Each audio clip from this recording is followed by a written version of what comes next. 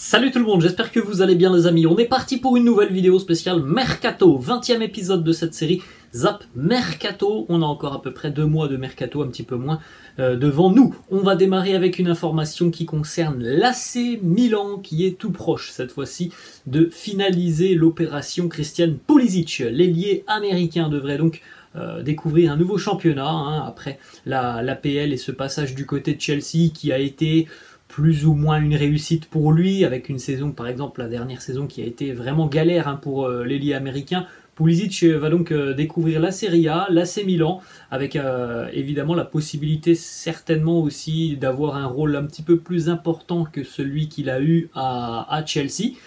Du côté des Rossoneri, on va vraisemblablement offrir 22 millions d'euros aux Blues de Chelsea. Il faut savoir, d'ailleurs, on en avait parlé il y a quelques jours, que l'Olympique Lyonnais s'était aussi positionné sur ce dossier Christian Pulisic, que Lyon offrait même un petit peu plus que l'AC Milan, mais au final, évidemment, la performance et les performances de l'OL sur les dernières saisons ne jouent pas en leur faveur. Pulisic a donc choisi le projet milanais. On continue avec une autre information là aussi qui concerne l'AC Milan, qui visiblement tente de se renforcer dans le secteur offensif, puisqu'après Christian Pulisic, les Rossoneri s'intéressent aussi de près à Samu Chukwueze, l'attaquant l'ailier de Villarreal en Liga. Alors lui, c'est un véritable feu follet, il est très très dynamique, avec voilà, une vélocité assez impressionnante, il est très, très puissant. Samu Chukwueze, bon joueur, franchement, buteur, passeur, quelqu'un qui percute énormément. Du côté de Milan, on serait prêt à offrir 25 millions d'euros au sous-marin jaune. À l'heure actuelle, Villarreal demande un petit peu plus, 35 millions d'euros, donc affaire à suivre, parce qu'on sait aussi qu'il y a pas mal de clubs de Liga qui étaient intéressés par Chukwueze, qui a fait une très très belle saison en Liga. On enchaîne et on va du côté du FC Barcelone. C'est un dossier qui est donc définitivement scellé, même si on le savait déjà depuis quelques mois. Íñigo Martínez, le défenseur central de l'Athletic Bilbao, rejoint officiellement le FC Barcelone pour un contrat de 2 ans. Bon, une clause libératoire de 400 millions d'euros, évidemment personne n'ira lever cette clause, surtout que bon, Íñigo Martínez, c'est pas non plus un joueur qui a 25 ans, il a tout de même 32 ans, alors c'est sûr que c'est quelqu'un qui est très expérimenté. Íñigo Martínez, c'est quelqu'un qui est dur sur l'homme, mais attention tout de même, parce qu'il a connu beaucoup de pépins physiques sur ses 2 dernières saisons du côté du club basque. D'ailleurs, sur la saison de Liga qui vient de se terminer, il n'a joué que 15 matchs, Íñigo Martínez, parce que voilà, il y a eu beaucoup de problèmes physiques. À 32 ans, voilà, c'est un petit pari quand même pris par le Barça. Alors après, il arrive gratuitement, donc voilà, côté catalan, on va évidemment prendre en charge son salaire, mais il n'y a pas d'indemnité de transfert. Et heureusement, parce que voilà, c'est un joueur qui a 32 ans, qui je ne sais pas s'il sera d'ailleurs un titulaire du côté du Barça. En tout cas, c'est évidemment quelqu'un qui peut faire largement partie de la rotation lorsqu'il est à 100%, mais voilà, il y a eu quand même pas mal de pépins physiques sur les 2 dernières saisons. On enchaîne et on va cette fois-ci du côté de l'Allemagne en Bundesliga. Ancien joueur du Montpellier Hérault, Elias Skiri, qui a participé d'ailleurs à la Coupe du Monde avec la Tunisie. Une nouvelle étape de franchie dans sa carrière, qui est une carrière plus qu'honorable. C'est un gros travailleur au milieu de terrain, Elias Skiri. Plutôt un profil défensif, mais il a quand même beaucoup d'aptitude devant le but, parce que c'est quelqu'un qui marque en Bundesliga, alors que c'est un milieu défensif quand même. C'est 11 buts inscrits sur les 2 dernières saisons. Alors il évoluait du côté de Cologne, une équipe assez offensive, le FC Cologne. Après, on sait aussi que le championnat de Bundesliga a la particularité en général d'avoir énormément de buts par match. En tout cas, une nouvelle étape bien intéressante dans sa carrière. Il rejoint un club encore un petit peu plus ambitieux que Cologne, puisqu'il rejoint l'Eintracht Francfort, qui réussit quand même depuis quelques saisons à se stabiliser en Coupe d'Europe. Alors c'est pas toujours la Ligue des Champions, même si l'année dernière les Aigles de Francfort ont joué la LDC. En tout cas, voilà, c'est un club très ambitieux, et c'est une belle arrivée pour l'Eintracht. Il arrive lui aussi gratuitement. On enchaîne et on va du côté du Bayern Munich, avec une première saison qui a été mouvementé, compliqué pour Sadio Mané, et à l'heure actuelle on n'est pas certain de voir Sadio Mané être encore présent à Munich dans quelques semaines, même si le joueur, par l'intermédiaire de son agent, a fait part de son envie de continuer au Bayern sur la saison à venir. Il y a beaucoup d'intérêt, notamment de clubs saoudiens, Al Ahly qui insiste déjà depuis quelques jours et qui aimerait pourquoi pas faire éclore un duo entre Roberto Firmino et Sadio Mané, puisqu'on sait que Firmino, lui, a déjà dit oui à Al Ahly et qu'il a rejoint officiellement le club.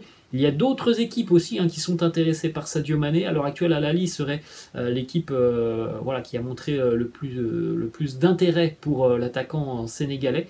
Mais comme on l'a dit, Sadio Mané a annoncé qu'il allait continuer au Bayern. Attendons tout de même de voir ce qui pourrait se passer sur les prochaines semaines. On continue et on va du côté du FC Nantes avec le départ d'un international.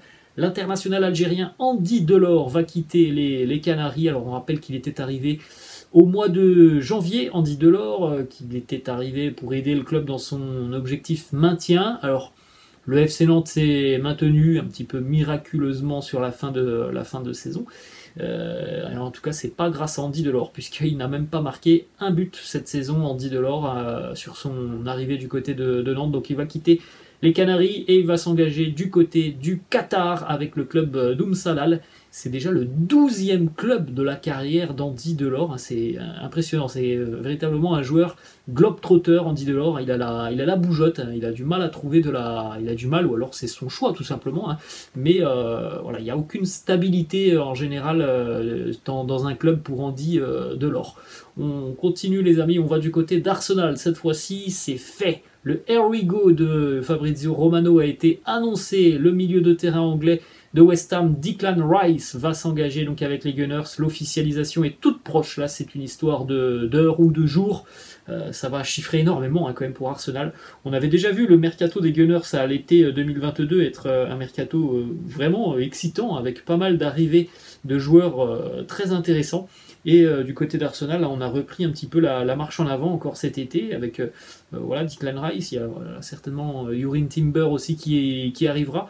Donc Declan Rice, ça sera à peu près 100 millions d'euros. Donc c'est quand même une offre colossale de la part des Gunners pour West Ham. Ça va faire de lui aussi le joueur anglais le plus cher de l'histoire du football. On rappelle que Arsenal était à la course avec Manchester City. On enchaîne les amis et on va du côté du Racing Club de Lens. Le Racing qui a donc l'objectif cette saison de bien figurer en Ligue des Champions, mais aussi pourquoi pas de faire mieux en Ligue 1, même si ça semble compliqué tout de même de faire mieux que l'année passée en Ligue 1. Les Lensois donc qui pourraient aussi perdre leur attaquant Loïs Openda, puisque le RB Leipzig ne lâche pas l'affaire. On sait que le joueur, lui, depuis déjà 2-3 semaines, a annoncé son envie de rejoindre la Bundesliga et le RB. Il y avait des discussions donc entre les deux clubs. Et les premières offres de Leipzig ont toutes été refusées par Lens, des offres jugées non intéressantes par les Lensois, puisque c'était des offres à peu près de 30 millions d'euros. Lens demandait à peu près 50 millions d'euros. On s'en rapproche tout doucement, puisque le RB pourrait offrir 43 millions plus divers bonus. Donc voilà, c'est potentiellement une offre qui pourrait cette fois-ci faire réfléchir le Racing Club de Lens. On se dirige cette fois-ci du côté des Pays-Bas, en Eredivisie. Le PSV Eindhoven qui souhaite conserver Xavi Simons. Ce que l'on sait à l'heure actuelle, c'est que le Paris Saint-Germain a fait part de son intention de lever la clause de rachat qui était inclue dans le contrat du joueur. Donc c'est une clause qui n'est pas très élevée, 6 millions d'euros. Donc voilà, le joueur en est au courant, le club néerlandais lui aussi en est au courant. Et ça ne veut pas dire que Xavi Simons sera au Paris Saint-Germain dans quelques semaines, puisqu'au final, le seul et unique décideur dans ce dossier, c'est Xavi Simons qui a la main sur la décision finale. Est-ce qu'il veut revenir du côté de Paris? Est-ce qu'il veut continuer au PSV? c'est lui seul qui prendra cette décision. Il a fait une année exceptionnelle du côté des Pays-Bas, que ce soit en termes de buts, en termes de passes D. Il a aussi été assez important avec son rôle du côté de la sélection des Pays-Bas, notamment pendant le mondial. Hein. Ça a été une très belle révélation du mondial côté néerlandais, Xavi Simons. Donc voilà, affaire à suivre sur les prochaines semaines. Et on termine, les amis, avec l'officialisation. Alors c'était évoqué déjà depuis quelques semaines, c'est désormais officiel. Ángel Di María fait son retour au Portugal, du côté du Benfica Lisbonne, là où tout a démarré pour lui. Une carrière riche, une carrière immense pour Ángel Di María, hein, qui a connu tout simplement les plus grands clubs du continent. Hein. On va pas se mentir, c'est un joueur qui a quand même eu une carrière assez folle.